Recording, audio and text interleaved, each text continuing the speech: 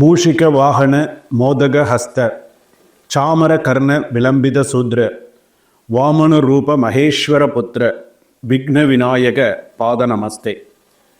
விநாயக பெருமானை துணை கொண்டு ஜனனி ஜன்ம சௌக்கியானாம் வர்தனி குல சம்பதா பதவி பூர்வ புண்ணியானம் லிங்கியதே ஜென்ம பத்திரிகா சூரிய சோம அங்காரக புத குரு சுக்ர சனிபியஸ்ட ராகவே கேத்தவே நமஹா. நவக்கோள்களுடைய துணைகளோடு நமக்கு மார்கழி மாத பலன்கள் எப்படி இருக்கும், 12 ராசிகளுக்கான மார்கழி மாத பலன்கள். இந்த மார்கழி மாதமானது டிசம்பர் மாதம் 16 முதல் ஜனவரி மாதம் 14ஆம் தேதி வரை எப்படி இருக்கும், 13ஆம் தேதி வரை எப்படி இருக்கும், 14ஆம் தேதி போகி எப்படி இருக்கும் அப்படிங்கிறத நம்ம பார்க்க போகிறோம். அடுத்ததாக மார்கழி மாதம் அப்படின்னு சொல்கிறது வந்து பார்த்தீங்கன்னா எல்லோரும் என்ன சொல்லுவாங்க அப்படின்னு சொன்னோன்னா பீட மாதம் அப்படின்னு சொல்லுவாங்க, பீடை மாதம் அப்படின்னு சொல்லுவாங்க. அது வந்து தவறான ஒரு கருத்து. பீடுடைய மாதம் அப்படின்னு சொல்லுவாங்க, அதுதான் சரியான பொருள். பீடுடைய மாதம் சைவ ஆலயங்களிலும் சரி வைணவ ஆலயங்களிலும் சரி மிக சிறப்பான முறையிலே சூரிய உதயத்திற்கு முன்னாடியே பூஜைகள்லாம் நிறைவு பெறும். அவ்வளவு வந்து பார்த்தீங்கன்னா சிறப்பான மாதம் தனுர் மாதம்னு சொல்லுவாங்க. ஏன் தனுர் மாதம்னு நம்ம சொல்கிறோம் அப்படின்னு கேட்டால், விருச்சக ராசியிலிருந்து சூரிய பகவான் தனுசு ராசிக்கு பிரவேசிக்கும் காலம் தனுர் மாதம் அப்படின்னு நம்ம சொல்கிறோம். அப்போ இந்த மாதத்திற்குன்னு ஒரு சிறப்பான ஒரு விஷயம் இருக்குது.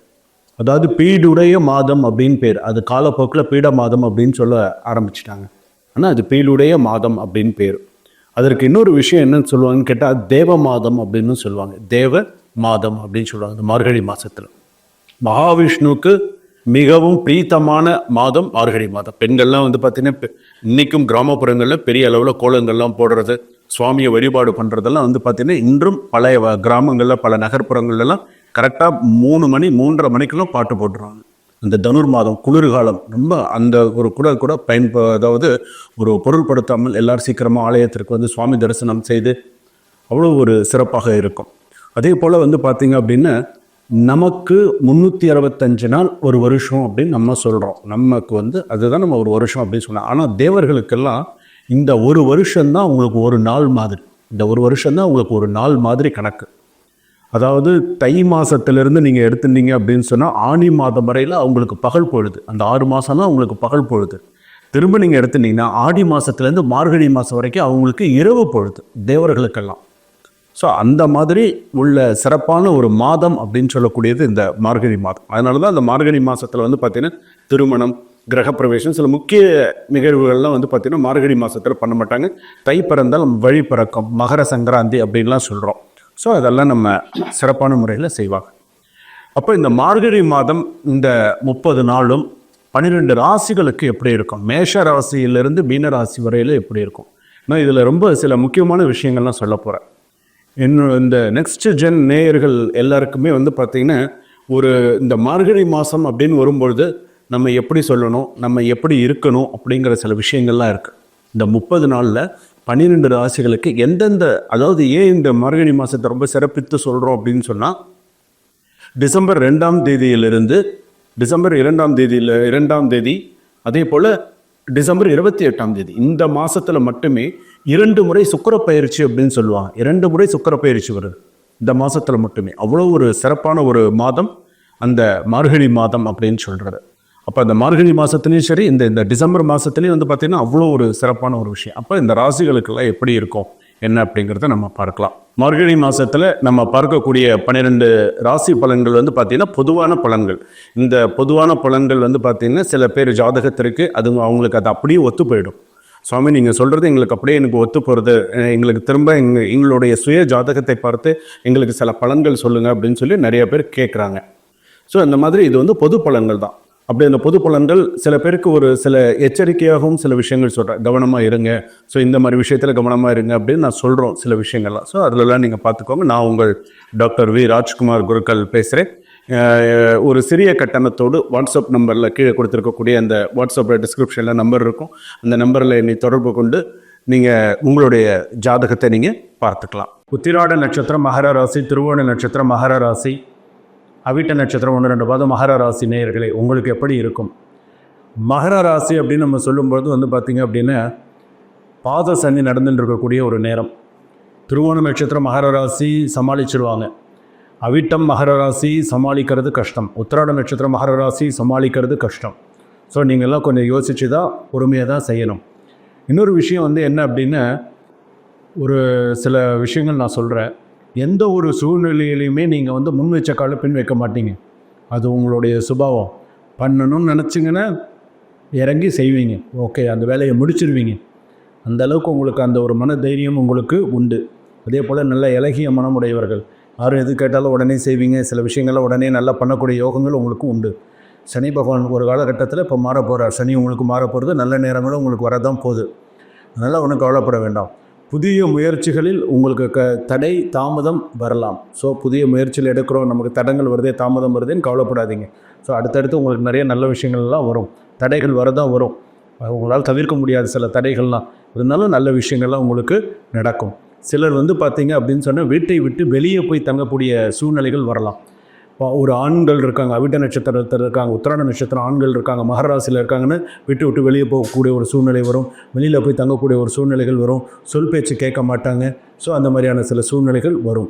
ஸோ கவனமாக இருக்க வேண்டும். வீண் வாக்குவாதத்தோடு எல்லாம் இருக்கக்கூடாது. ஸோ கவனமாக இருங்க. அதே போல் சுக்கிரன் சஞ்சாரத்தால் வெளிநாட்டு வாய்ப்புகள் சிறப்பாக இருக்கலாம். சுக்கிரனுடைய சஞ்சாரம் சிறப்பாக இருக்குது. வெளிநாட்டு வாய்ப்புகள் வரலாம். அதே போல் வந்து பார்த்திங்க அப்படின்னு சொன்னால் புதிய மனை யோகம் உண்டு. அதே போல் வந்து பார்த்திங்கன்னா வீடு கிரகப்பிரவேசம் பண்ணலாம். அதே போல் புதிய பத்திரப்பதிவு பண்ணுறதுக்கு விஷயங்கள்லாம் பேசலாம். அதெல்லாம் நல்லபடியாக நடக்கும். பூர்வீக சொத்துக்கள் சம்மந்தமான பிரச்சனைகள் தோன்றி மறையும். ஸோ கவனமாக இருங்க. அதாவது ஆப்போசிட் பர்சன்ஸ் கிட்ட பேசும்பொழுது மட்டும் ரொம்ப கவனமாக பேசுங்க, கவனமாக நடந்துக்கோங்க. ஏன்னா சில விஷயங்கள் நீங்கள் கவனமாக நடந்துக்கலாம் அப்படின்னு சொன்னால் தேவையில்லாத வீண் வழக்குகள், பிரச்சனைகள், வீண் விவகாரங்கள் வந்து சேரலாம். கவனமாக இருங்க. தொழில் வியாபாரம் சுமாராகத்தான் இருக்கும். ரொம்ப சிறப்பாக இருக்கும்னு சொல்ல முடியாது. உங்களுடைய பார்ட்னர்ஷிப்லாம் வந்து ரொம்ப உங்கள் பார்ட்னரோடலாம் இருக்கிறதெல்லாம் ரொம்ப கவனத்தோடு சேர்ந்து செய்யுங்க. கடன் தொல்லை தலை தூக்கலாம். கடன் தொல்லை அதிகமாக இருக்கும். இருக்க உங்களுக்கு கமிட்மெண்ட்ஸ் அதிகமாக தான் இருக்கும். கவனமாக தான் நீங்கள் இருக்க வேண்டும்.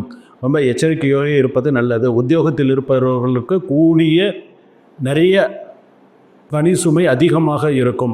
சில பேருக்கு இடமாற்றம், அலைச்சல் போன்றவை இருக்கக்கூடும். தடைப்பட்டு இருந்த பணம் கைக்கு வந்து சேரும். அதே போல் வந்து பார்த்திங்கன்னா குடும்பஸ்தானத்தை குரு குடும்பஸ்தானத்தை பார்க்கிறார். அதனால் வந்து பார்த்திங்கன்னா குடும்பத்தில் அமைதி நிலவ குடும்ப உறுப்பினர்களை கொஞ்சம் அனுசரித்து போங்க. வயசாகிடுத்தா அவங்கள அனுசரித்து போங்க, தப்பே கிடையாது. அதனால் சில விஷயங்கள்லாம் இது பண்ணிக்கோங்க. கணவன் மனைவிக்கிடையே சின்ன மன வருத்தம் உண்டாகணும். பிரியலாம் மாட்டீங்க, சின்ன மன வருத்தம் உண்டாகலாம். ஆனால் அந்த மன வருத்தத்தை வராத அளவுக்கு கூட நடந்துக்கிறது நல்லது. கணவன் மனைவின்னு அந்நுண்ணியமாக இருக்கணும். ஒரு சண்டைங்கிறது பொதுவானது தான். ஆனால் அந்த மன வருத்தம் இல்லாத அளவுக்கு கூடிய மன வரைக்கும் கொண்டு வரலாம். பிள்ளைகள் நலனில் அக்கறை காட்டுவது நல்லது. பிள்ளைங்களோட இதெல்லாம் ரொம்ப ஜாக்கிரதையாக பார்த்துக்கோங்க. எப்படி பார்த்துக்கணுமோ. வாகனங்களில் செல்லும்போது அதிக கவனம் தேவை. இதை நான் சொல்ல வேண்டியதில்லை. ஏற்கனவே நீங்கள் நிறையா அனுபவிச்சிட்டிங்க. நான் சொல்லணுங்கிறது கிடையாது. ஸோ வாகனங்களை கவனமாக இருங்க. கலைத்துறையினர் எதையும் சாதிக்கக்கூடிய யோகம் உண்டு. ஸோ நினைத்ததை நினைத்தபடி முடிக்கக்கூடிய யோகங்களும் உண்டு. ஸோ கவலைப்பட வேண்டாம். நண்பர்கள் மூலமாக நடக்க வேண்டிய சில காரியங்கள் தாமதமாக நடைபெறலாம்.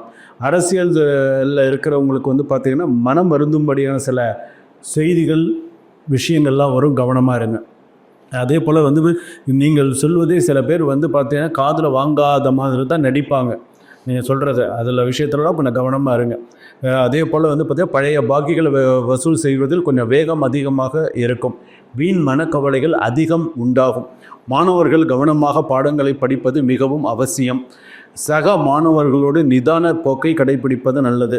ரொம்ப நிறைய கான்சன்ட்ரேட் பவர் வேணும். அப்பப்போ இருக்கக்கூடிய சந்தேகங்களை கேட்டு அப்பப்போ நிவர்த்தி பண்ணிக்கோங்க. அப்பப்போ படிக்கிற விஷயத்தில் நிறைய கான்சன்ட்ரேட் பண்ணி படிங்க. அதிக நேரம் கண் விழிக்க வேண்டாம். ஸோ கவனமாக இருங்க.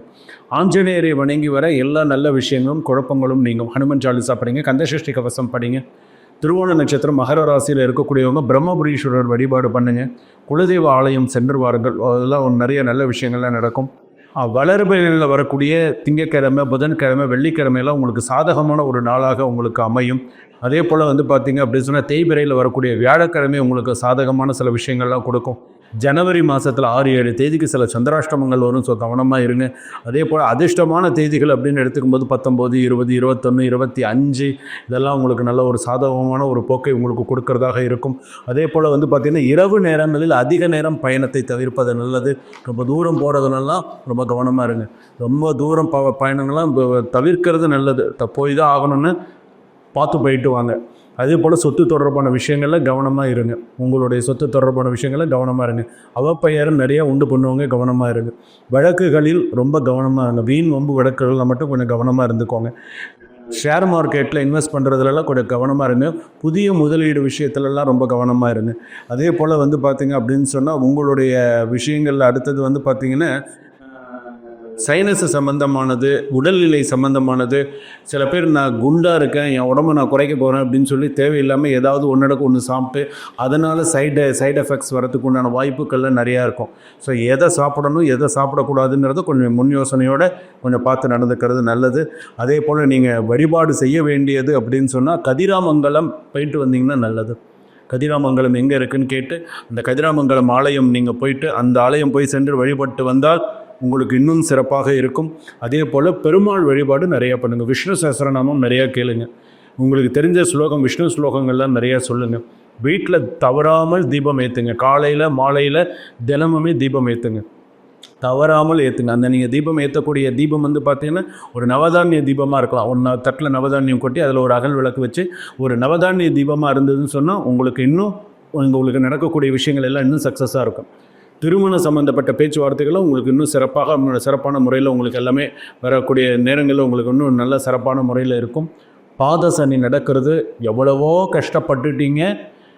இன்னும் கொஞ்சம் நாள், இன்னும் ஒரு 90 நாள் கணக்கு வச்சுக்கோங்களேன். உங்களோட கஷ்டங்கள்லாம் அடுத்து எல்லாம் படிப்படியாக சில விஷயங்கள்லாம் குறையும். அமோகமாக இருப்பீங்க. சரிங்களா? சுபா.